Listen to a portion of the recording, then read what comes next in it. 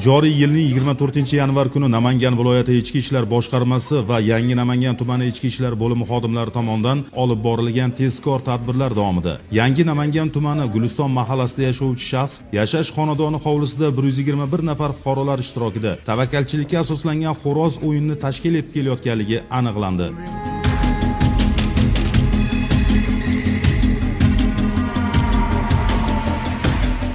Tezkor tadbirlar davomida pul tikib tavakkalchilikka asoslangan xo'roz urishtirish qimor o'yinlarini xonadon egasi tomonidan tashkil etib kelinganligi hamda ashyoviy dalil sifatida 12 dona xo'roz va tashkilotchidan har bir o'yin ishtirokchisidan olingan 12 million so'mdan ortiqroq pullar daliliy ashyo sifatida olinib, tegishli hujjatlar rasmiylashtirildi.